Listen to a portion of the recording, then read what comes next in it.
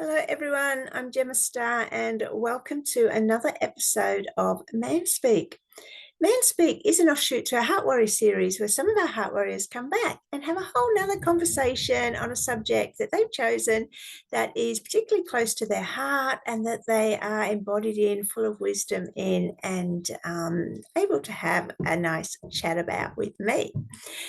So today I am thrilled to welcome back number 94 Heart Warrior, and that is Dellacóma Rio. Now, Del is an Aussie rocker. He is frontman for the Australian INXS Show. He's also a much respected vocalist, poet, actor under his own name. And him and his band are getting ready to go back over to the US for another tour there. So if you're in the US, make sure that you check Del and his band out. Today's subject is staying sharp while softening. So I'm really looking forward to this, to seeing how Del integrates and balances all these aspects of his life to stay sharp while being still soft in the heart. So enjoy, and thank you for being here.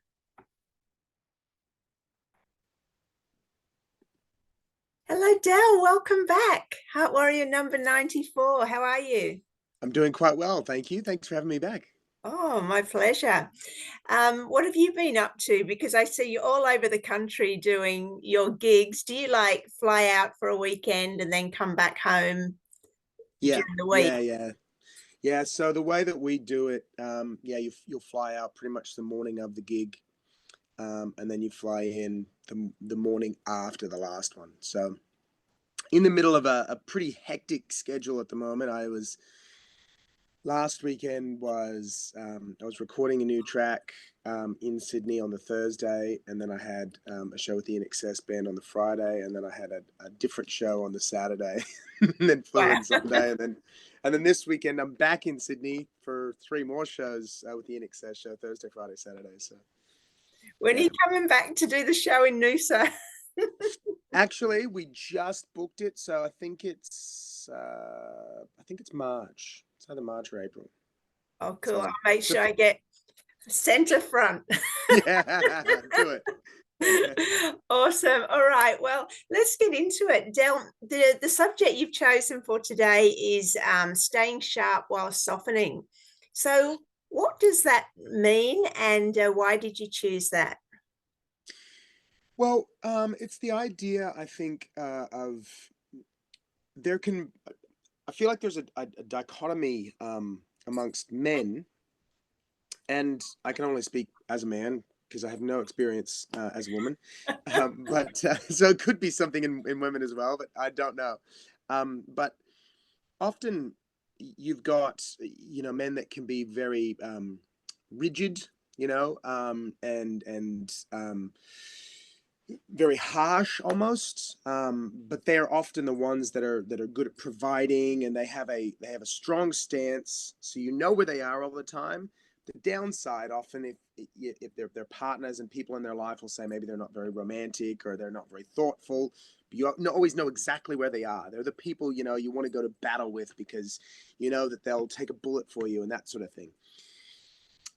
And then you can often go right the other way in men, where you might be very romantic and you might be very thoughtful, but you maybe don't have much of a backbone, and I think the idea of staying soft while sharpening is the idea that when you're whatever side you tend to naturally be on, don't throw the baby out with the bathwater.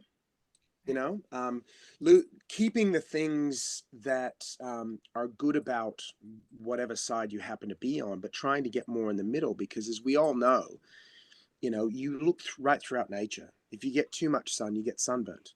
If you have too much water, you drown. But if you look at a plant, if it doesn't get enough sun, then it doesn't grow. If it doesn't get enough water, so it's about a balance in that. And I think as humans, the idea is, as a woman, not losing your femininity, but at the same time being able to access those parts of yourself that allow you to stand up, you know, and to be strong, but at the same time not lose the feminine side, and on a man's side as well, to still be masculine and still have those strong characteristics of being a man, but at the same time being able to soften some of those edges when the time is right, and understanding the difference between the two, because that can be very difficult. I know in my current relationship, I'm not going to go into specifics, but one of the things that I'm working on personally at the moment is being strong enough to hold space for my wife as she is going through whatever she is internally going through on a personal level, and understanding that sometimes it's about me and sometimes it's not about me. Even if it's voiced as being about me, it may not necessarily. And this is something that I learned through myself, actually, because early on in our relationship, I was having to go at her about some things, and then I kind of unpacked that, and I realized that I was actually having to go at myself about those things, and it and realizing that coming to that realization means that now one of the things that I'm personally working on, and it's a it's a long road, you know, the older you get, the harder it is to break habits, you know, but trying to understand when you get in moments of disagreement, because disagreements happen, like that's just a part of life, right? But when you get into a disagreement, trying to stay analytical, which is a more of a masculine trait. And I tend to be quite emotive and quite emotional, and trying to remind myself that when a disagreement happens, if I move into the emotional, then I'm throwing off the balance in our relationship there.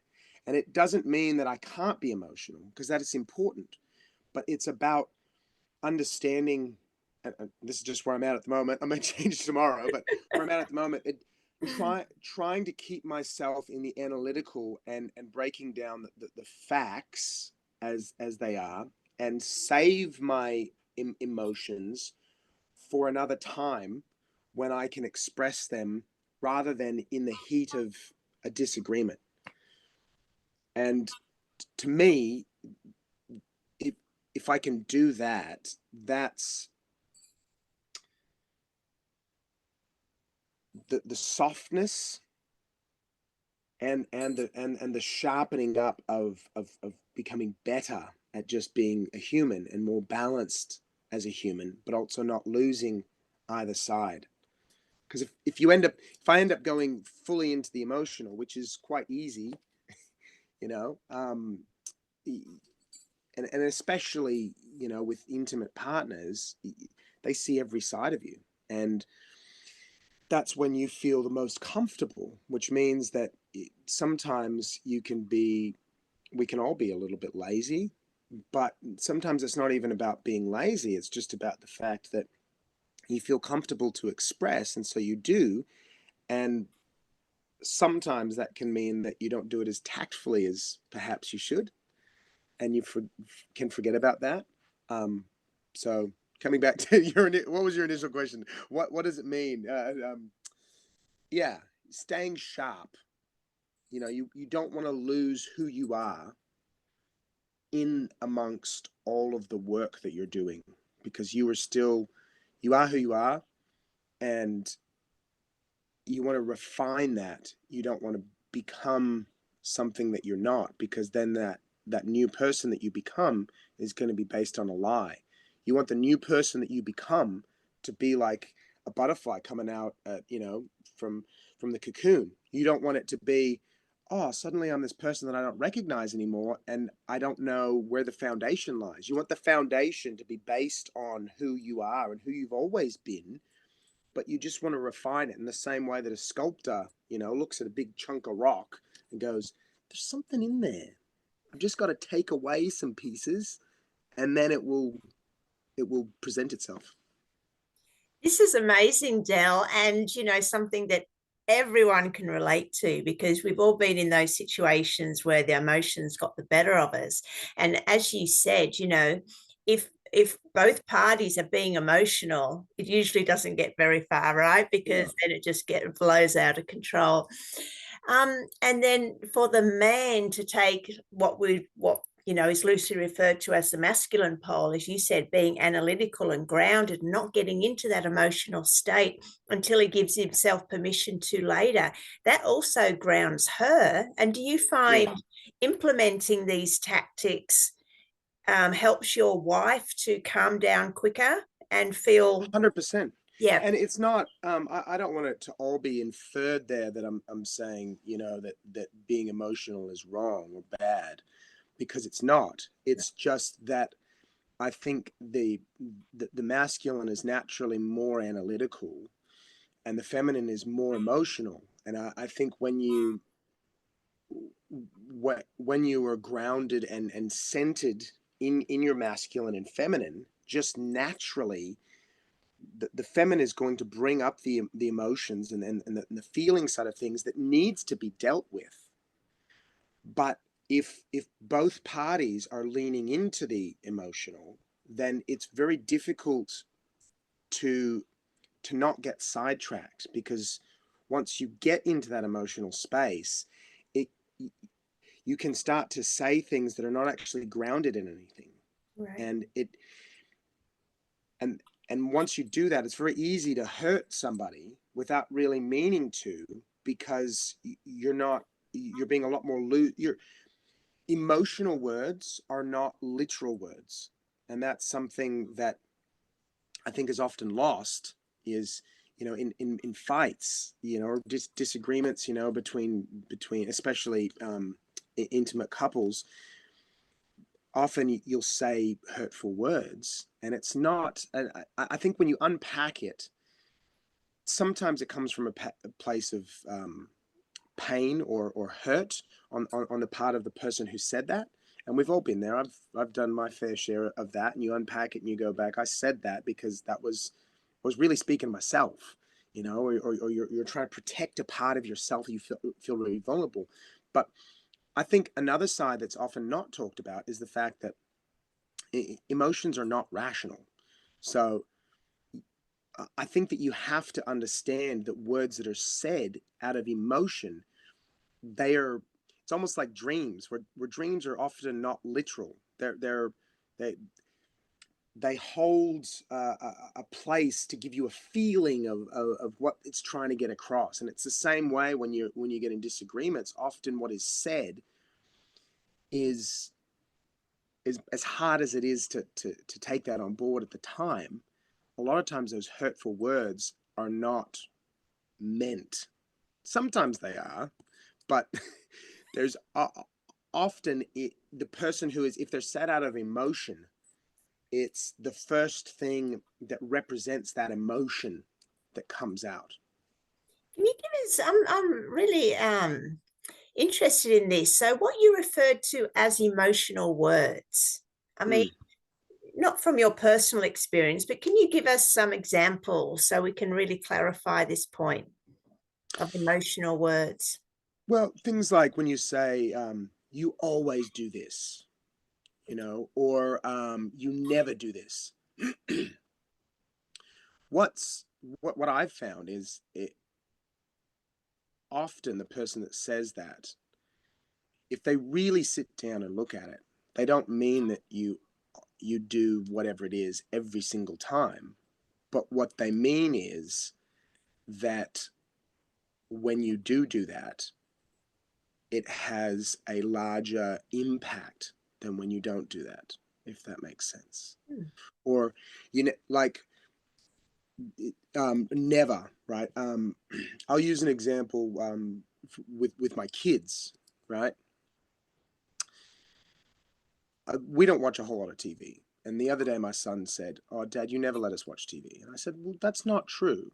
He goes, "Yeah, but you never do." And I said, "Well, what about this time? And what about this time? And what about this time? He goes, oh, well, yeah, okay, but not as much as what I'd like, right? You dig down, you go, in what he means by never is the amount of times that I say, no, you can't watch TV, in his mind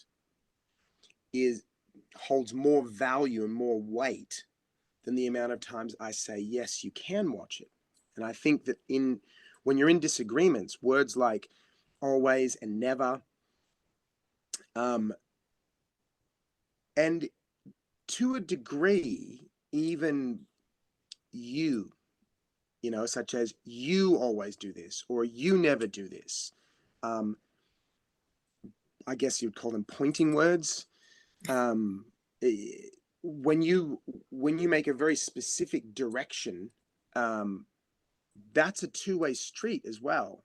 So when you use those words and you're being emotional, I feel like what you're essentially saying is, you make me feel like this when this happens. Mm. It's not now. It could be that what is. Whoops, you're just breaking up, Del.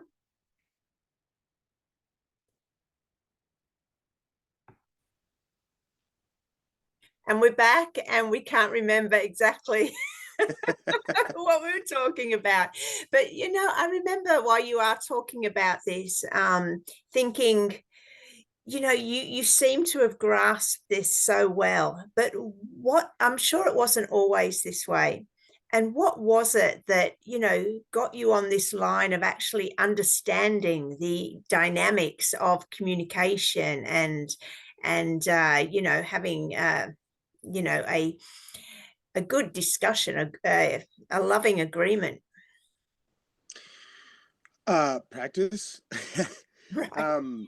They say, you know, the best teachers are the ones that have failed the most times.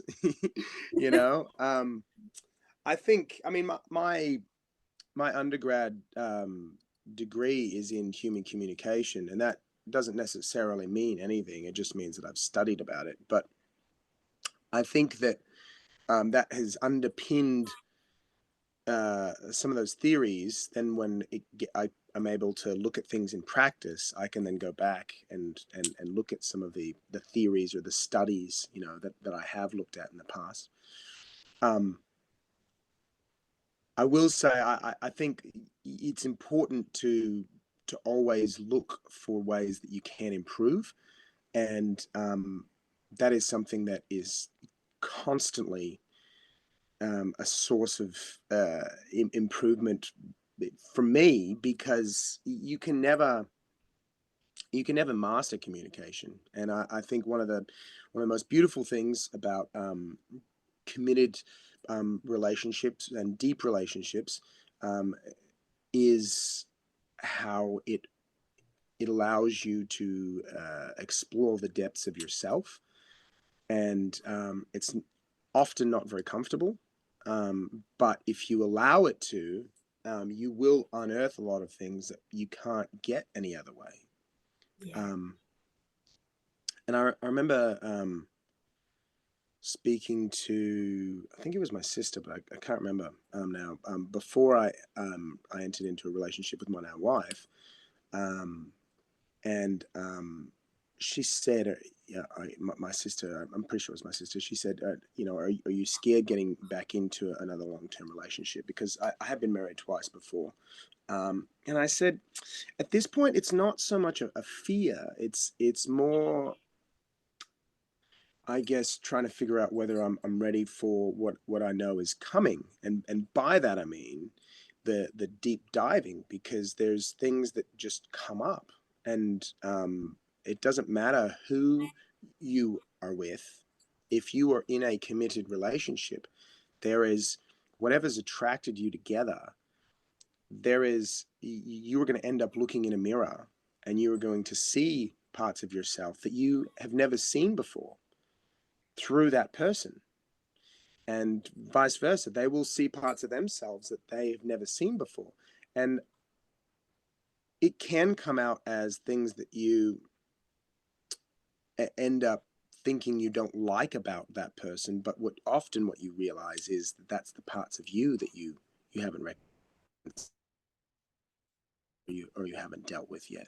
And that's the hardest part, I think, of being in a relationship, because when you're single, or when you're just kind of dating or whatever, you don't really see those parts, because you're just looking at the surface. You're looking at the facade that we all put on, and there's nothing wrong with that facade. That is, you want to put your best foot forward, and the idea is that you're always putting your best foot forward. That's what we want to always do. But the reality is, none of us, well, I shouldn't say none of us, but most of us are not strong enough. We're not aware enough. We're not conscious enough to put our best foot forward 100% of the time.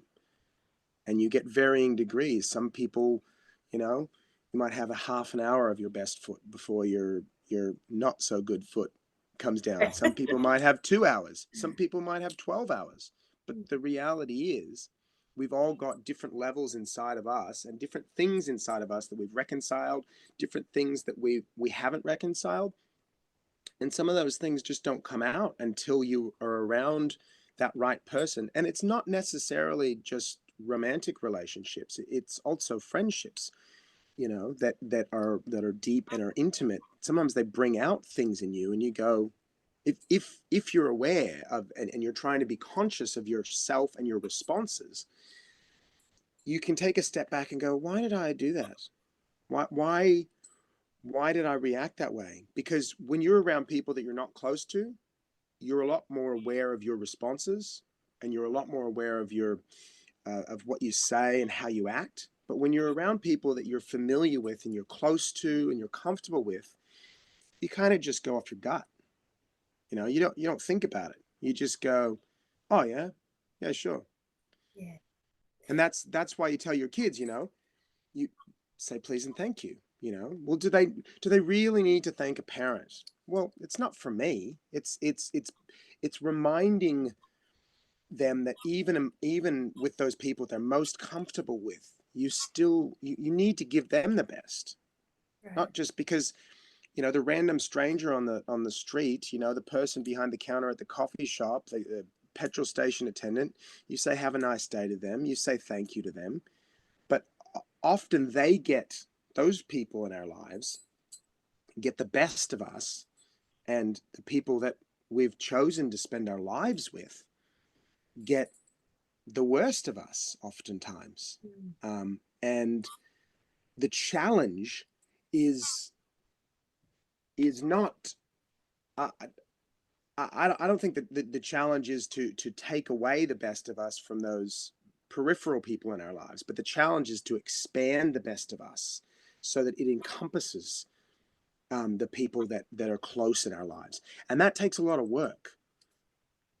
Yeah. It's like, I liken it to, distance running. Everybody can run, even people that say they can't run. It's like, well, you can run if you're late for a bus, or it's just that you know what I mean? Like, everyone can run, but it's a matter of, can you run as far as you want to without stopping for a breath? Right. And we all need rest too. And I'm not saying that you should always feel like, you're on your guard. But the reality is, the fitter you get, the longer you can run. I mean, there was in my early university days, I was a distance runner.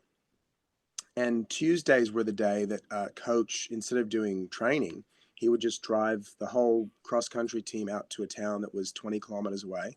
And he'd just drop us off, and he'd say, you just get back. And when you get back, that's training for the day. The other days we do other things, but that's training. So the reality is, I mean, you could take as long as you want, but I mean, you're just on some random town back out there, and there's no public transportation. This was a small town in Nebraska, and it's just a road. So you got 20 Ks. You can walk that if you want, and it'll take you forever, or you can run that. And in life, there are no shortcuts. You either put the work in or you don't. And there are aspects of all of us that we stopped consciously working on at some point. There might be a part of you that you stopped consciously working on when you were 10. You know, talk about the inner child and all that sort of stuff. Well, there's also an inner adolescent, and there's an inner probably baby in some areas, you know, like there's parts of us that we stopped working on. Yeah. And development from an emotional standpoint, there comes a point where you have to consciously take it over. It happened when you're a baby. You're not consciously taking that over. That's your parents and your siblings and your uncles and aunts and grandparents, that they kind of teach you, often without realizing it, about emotions. But then as you start to grow up, you start to take over responsibility. And then once you realize that where you were at in certain areas, that's your responsibility to not only work on that, but also understand where you're at. Because if you want to grow, you have to understand and you have to be real with where you are. You know, if a child is in year 7 and they can't read, right? You can yell at them and say, you're in year 7, you should have learned this by now. Or you can say, okay, the reality is you can't read yet. So let's go back to basics and let's teach you how to read. And they might go, oh, that's 5-year-olds, homework or whatever. Great. Well, then you'll just zoom straight through it. And we've got to do the same thing with ourselves. And as much as, sometimes we talk about, you got to give yourself grace and you got to give yourself rest. And that's important too. But it's also important to hold yourself accountable to doing the work and being real about where you're at. Because you can't grow if you don't know where you are. Yeah, this is so good. And, I mean, if people want to live a more peaceful life in their relationships, it's this awareness that, there is room for improvement instead of just being reactive that, brings a lot more peace into our lives. So, say there's a man watching and he is very reactive and, triggered a lot. Where does he start? What are some basic tips for men to shift from this reactive, triggered state into a more grounded state? I would say probably the first thing is that shifting out of that is going to be a lifelong endeavor, and understanding that each time you are triggered is a new opportunity, because it is, if it is something that you want to work on. I know for myself, it's quite easy to get hard on yourself and go, man, I did it again. I went, the switch was flicked and I went, let's go. Switch is flicked. Let's, but one thing that I've done, we've got a whiteboard in our bedroom, and we both write on it. And sometimes it's just, personal things that you want to do. Like, you might say, oh, I want to start each day with a smile, and you wake up and you kind of see that and you go, yeah, that's a good way to start your day, is by smiling. But I've written on there, I will pause before I speak. And reading those words every day, I can say has helped me. I don't necessarily always think of those words, but just consciously reading those words every day. It's been on there, now we've had the whiteboard on there for maybe 5 or 6 months. But I've only written it on there for 3 months maybe. And it's definitely helped me just to, I guess, that pause when the switch gets flicked, taking a pause and just thinking about what you're going to say rather than just opening your mouth and letting it come out. Because what flicked the switch could be very hurtful. It could come from a place of wounding on the other side, or it could hit a place of wounding in you. And that pause that you take helps you just to kind of, rather than immediately go into emotion, it gives you an opportunity to say, here's the grounding, here's the emotion. Now, sometimes you still go into the emotion, but for me, it's a process. So once I started to take that pause and actually identify that there is grounding on one side and there's the emotion on the other side, now I've started working more on that and going, okay, I know that I can identify, I know that I can pause, and I can identify both sides. Now the next step is to choose the grounding. So I've gotten to a point where, it doesn't always happen, but, I'm a lot better than I was about identifying it. And again, that was a process, and it was also allowing myself grace as well, because now I'm a lot better at identifying early on. I got stuck in a cycle where I was trying to identify, and I'd get, halfway through a disagreement, and then I'd go, man, I've been telling myself I need to identify, and I didn't identify. And now I am halfway through a conflict, and I've blown up, and I've let myself down, and I've let her down, because we're imbalanced now. She's here and I'm also here, which then tips the scales, right? So I had to adjust my thinking. I was very much at the time in the mindset of, I've got to get this right. I've got to get this right. And I adjusted my thinking to, okay, I need to recognize it. And wherever I recognize it, from that point, I'm going to try and recognize it earlier the next time, and earlier the next time, until I can get to a point where I can actually prove to myself that I can recognize before I do that. Because I think if you are somebody that does have a fuse, and I guess everybody has a fuse to a point, but like I'm quite a fiery person. I'm not like I don't get angry at the drop of a hat, but I like in my past, I definitely did, and my fuse has gotten a lot longer. But it tends to be, once I get to the end of that fuse, then there's an explosion. I'm an Aries, and we're both Aries, but there's a lot of fire going on, but I'm getting better at being more aware of where I am on that scale of the fuse has been lit. Because once the fuse has been lit, that doesn't necessarily mean the explosion has to happen. You can lick both fingers and you can put out that fuse, as long as you identify the track that you've started on.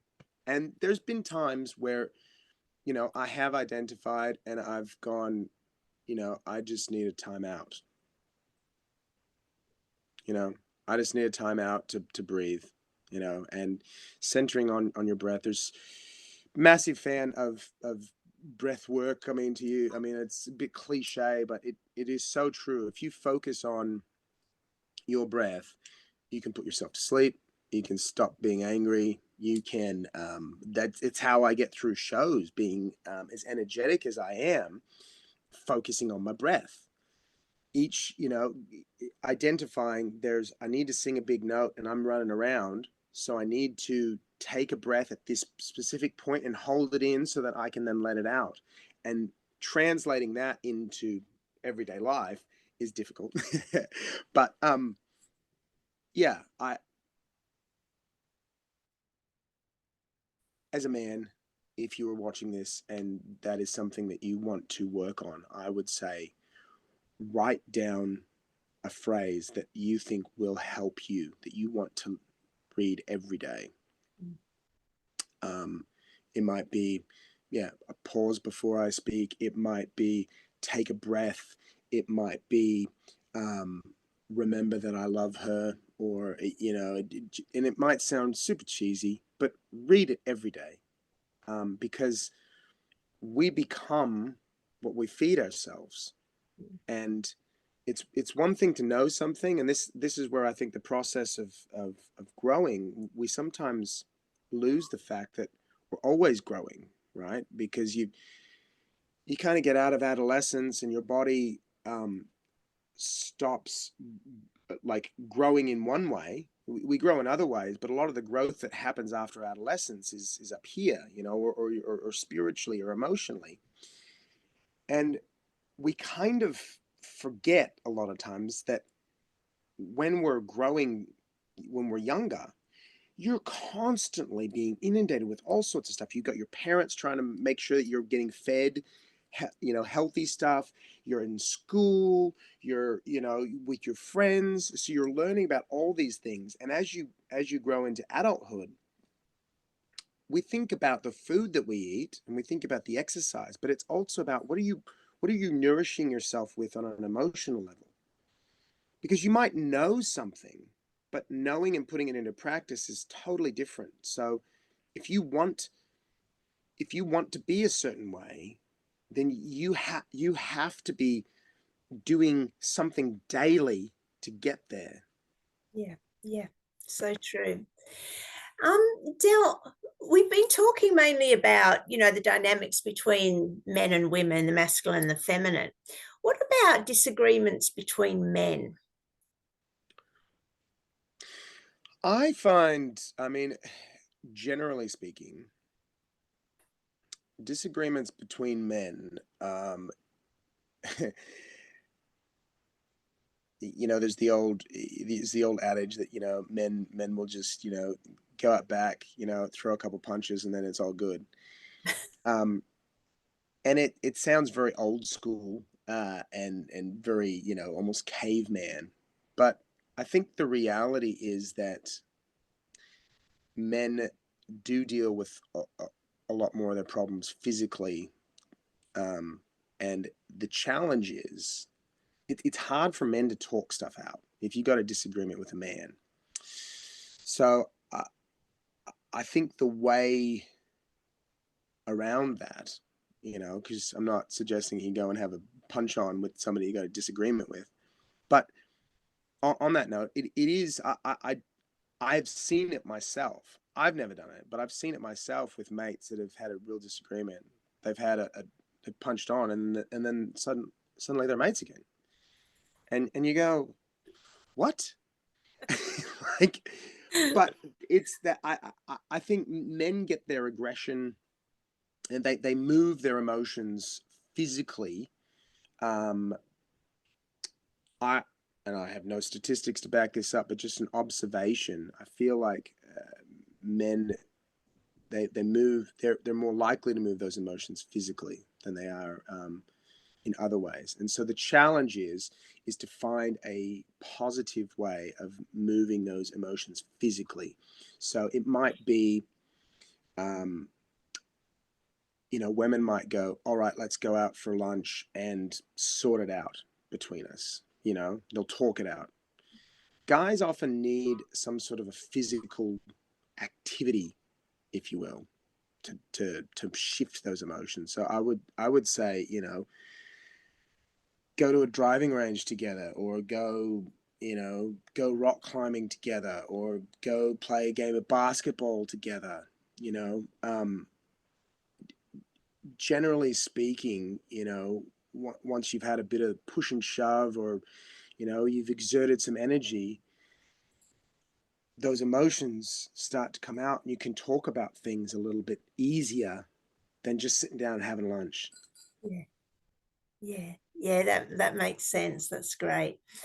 I know with my stepson, because he when I first got together with my wife, because we both got kids from previous relationships, and one of the things that I started doing with, because she's got 2 boys, I got a boy and a girl, and I've always wrestled with my son and daughter, and I think that's sidebar. I think it's really important because it shows one of the things that I often say is you never wrestle angry. Like, so if you're angry, then you just take a time out, and you calm yourself, and then we get back to wrestling, but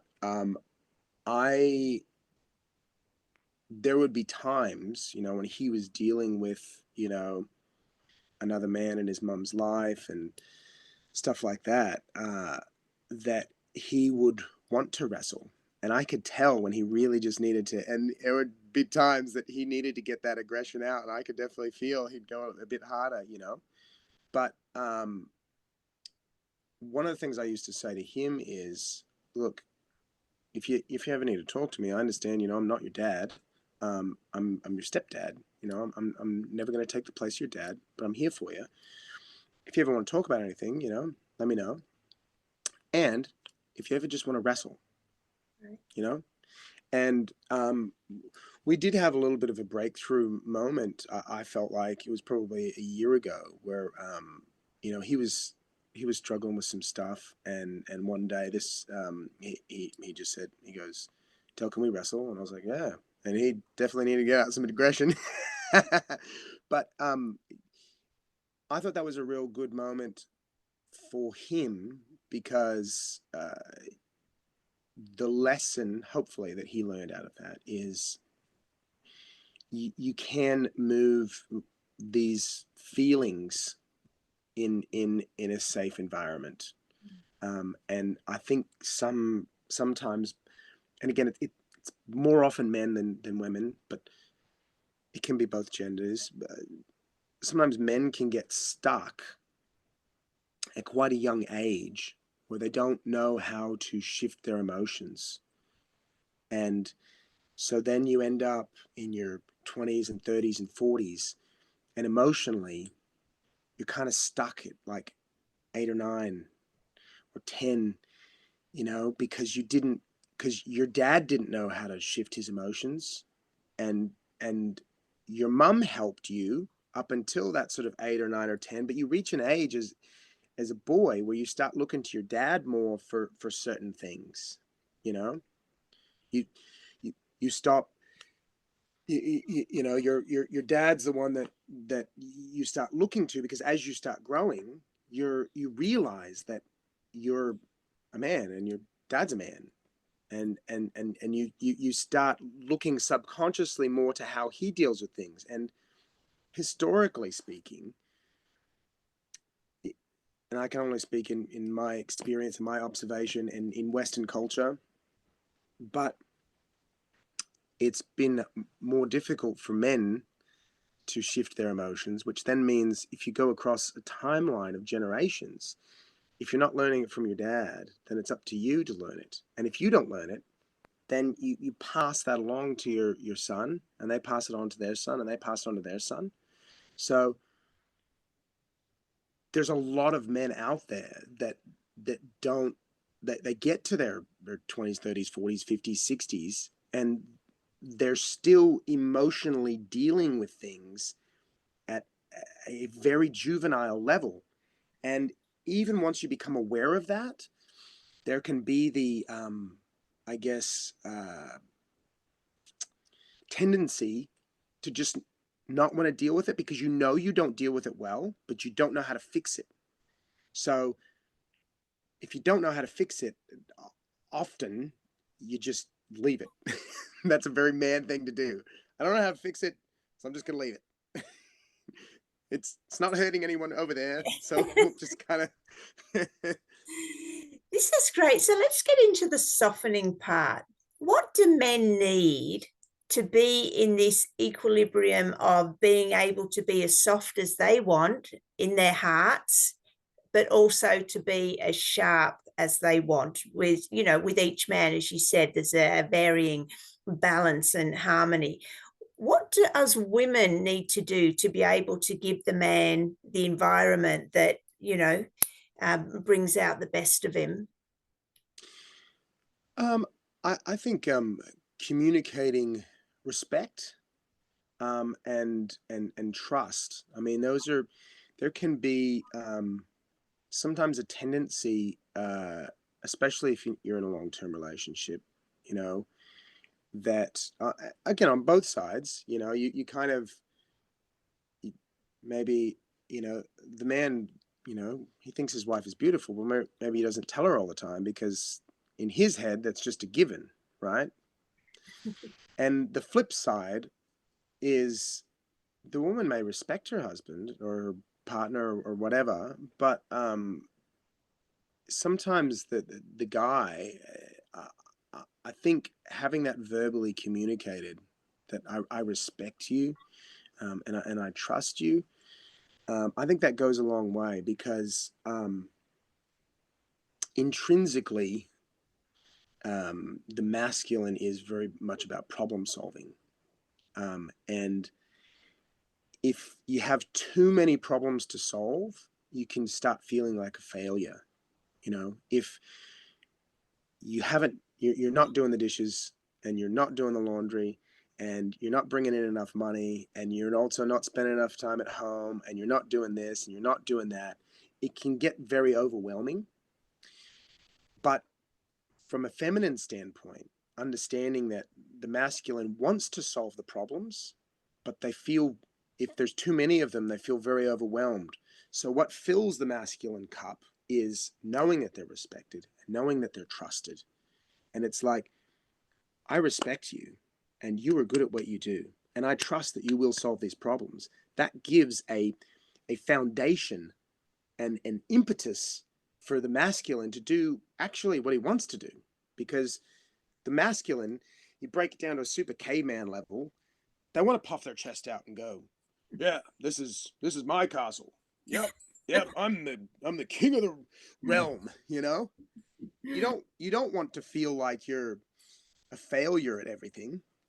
And if you feel like you're a failure in areas, there does become a tipping point where you almost become immune in a way because you've just put up a wall.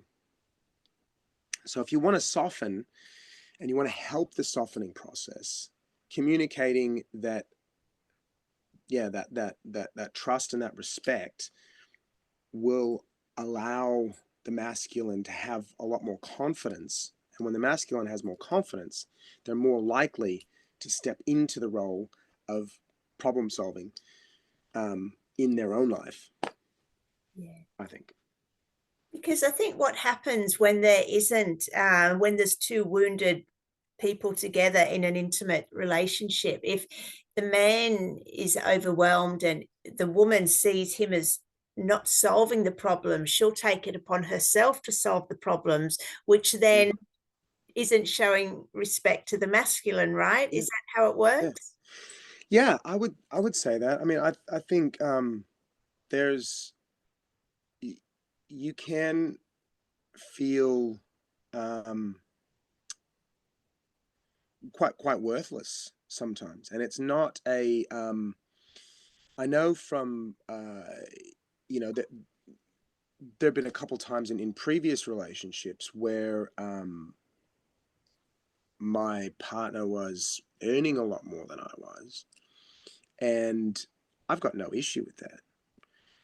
But there was definitely times where, in hindsight, I felt very inadequate, not because she was earning more, but because I wasn't really allowed, just the way that relationship worked, you know, I wasn't allowed um, to whatever degree to solve some of the problems that I felt were problems. And it made me feel very inadequate, to the point where, you know, I felt like, well, I mean, what purpose do I serve? You know, other than you want me here, but other than you wanting me to be here, what other purpose do I serve? And I think purpose is something that's incredibly important for both masculine and feminine. Just as humans, it's important to have a purpose. I think in some ways, men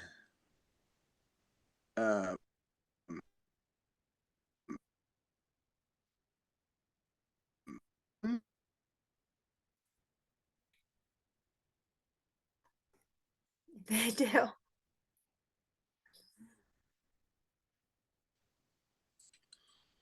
Sorry about that, folks. Purpose, Del. Where were we?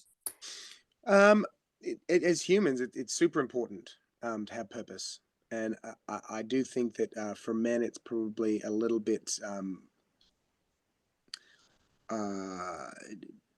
I feel like it's a little bit more subconscious. I feel like deep down, I mean, and again, this is gross generalization, you know, but a lot of women, whether they become a mother or not, there comes a point where you have some of those maternal instincts kick in, and that forms part of your purpose.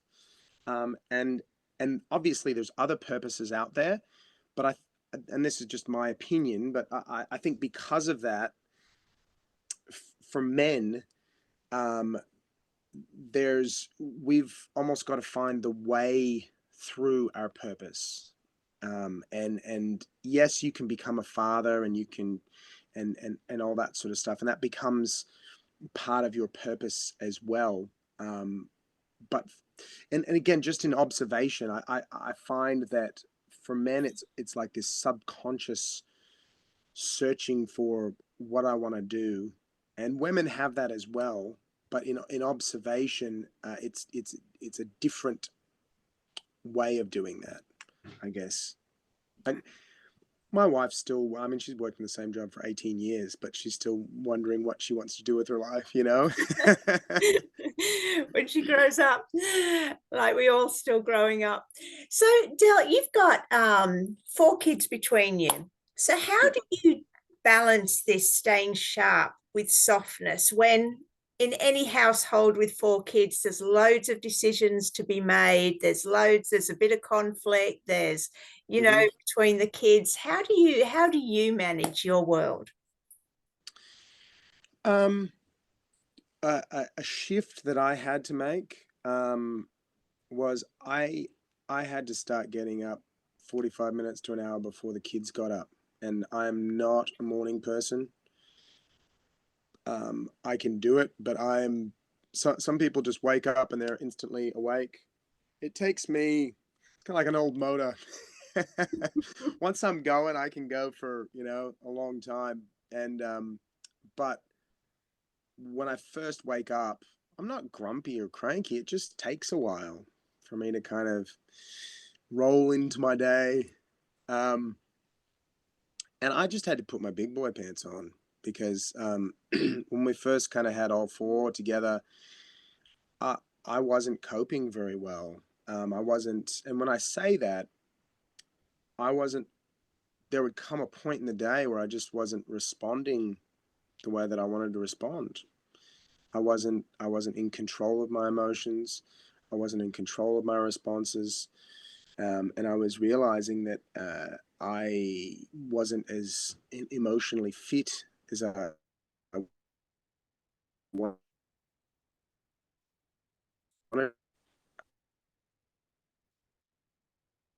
Oh, don't lose you again. All right, I'll pause. He'll come back in. So unfortunately, there's been connection issues. It's a bit stormy out this way today. So Del has very kindly said that we'll reconnect on Friday. He'll be in a hotel room on his gig tour, and hopefully the internet will be a bit better. So, yeah, I'm just wrapping up now, just in case that doesn't go ahead. And yeah, boom. This meeting is being recorded. Del, thanks so much for tuning in again. You're down in Sydney doing some recording and gigs, right? Yes, correct. Yeah. Okay. And I hope you can't hear my echo, because I can hear it, and if it's on the recording, I apologize.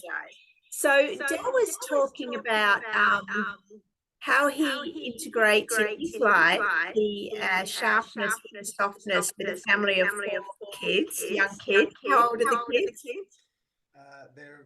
We've got 6, 7, and 2 10-year-olds. Crazy household, best of times. So you said that you get up early, which here in Queensland would mean probably like 5 o'clock. Not quite that early, but yeah, traditionally I'm not much of an early riser, but it got to the point where I realized that I wasn't getting the I guess me time that I needed, and I wasn't getting the start to the day that I wanted, which meant that I was running out of energy, like emotional energy, throughout the day, which then the flow and effect of that was that I was responding in ways that I didn't want to be responding to the children. So I decided that I figured out, you know, they were kind of getting up around 6:30, 7. So I was trying to get up between 5:30 and 6, just so that I had that hour, pardon me, where I could do the things that I needed to make sure that my cup was full for the day to start. Whether that's, sometimes it'd be reading, praying, meditation. Sometimes it was a little workout. Sometimes it was just pottering around, you know. But it was just having that stillness to start my day rather than, you know, straight into it. And everyone's different, but for me, that was something that I realized I needed to do because there was no time for that during the day. Um, and I think you know, there's always little tweaks in life if you want to become the best version of yourself, and it's always a process to get to that best version of yourself. And I think, you know, perfection is that goal, you know, that often, you know, we don't attain it, but we're always striving for it. And in order to get there, I think often once you get on the right path, it's just the little tweaks that you can do that kind of help just slowly shift and shape you into a better version. Yeah. Are there any tips that you can give for family of children? Just again, trying really hard to just focus on the fact that your children, they become mirrors of not only behavior but also words and also energy too. So it's super important to stay grounded, because as they escalate, if you come in with, you know, if you yell out, stop yelling, then that matches that yelling energy, and it can continue it. Obviously, sometimes you need a circuit breaker, but if you can stay grounded, you know, in those sort of inflammatory moments, and use more of a calm and level voice, you know, please don't raise your voice. You know, can you please lower your voice? Or something that I try to do as well is, rather than saying not to do something, you try and encourage the behavior you want. So rather than saying, don't be rude to your sister, you say, can you please speak kindly to your sister? You know, that things like that, because I do believe that words are powerful. And when you're saying don't do something, you're focusing on what not to do rather than focusing on what you want to do. And the reality is, I believe we've been created for love and for peace and for kindness, and everything else is, it actually doesn't exist. You know, the evil in the world, that exists because there is a lack of those things. It doesn't exist on its own, in my opinion. So if you can focus on the things that you want to exist, by default, those things won't exist. Yeah, so true. Okay, so we'll start wrapping up. What else needs to be brought into this conversation that we haven't touched on? The power of discipline is something that, you know, it was instilled in me as a child. I was homeschooled, and my parents were big on discipline, as like personal discipline. And as I've gotten older, I've realized how powerful that is. You know, just forming habits, because even if you know something up here, that doesn't necessarily mean it's integrated into your life. You can know the power of being grounded, but unless you're actively pursuing that, it won't be integrated into your life. It has to be an active thing, and it has to be an everyday thing that you're working on. It's not just a matter of one day it's all going to make up here and that's just going to sink into your body. You've got to actively put it there, and you've got to do that on a daily basis. We get in the habit of eating, and you say, well, you've got to eat. Well, of course you've got to eat, but when you eat and what you eat is the habit that you form. Some people eat breakfast, some people don't eat breakfast. That's a habit that we've formed. You know, what you put into your body, when you exercise, how you exercise, when you sleep, how much, like everybody's got different things that impact that, but you form a habit around that, and your body just knows when it's bedtime. For people that are, going to bed at 10 o'clock, if you have a late night, it might be 10:30, your body starts getting a bit tired, or 11. It's like, man. Whereas for people that don't go to bed till 1 o'clock, your body's not tired at 11 because you've gotten in that habit. And when it comes to these sorts of practices, when you're talking about staying grounded, trying to stay sharp, but also soften those rough edges, not the sharp edges, but the rough edges, it's important to put things into practice that you want to see in your life. And even if you fail at it, you do it again and you do it again, because every time you put that into practice, it's integrating into your body.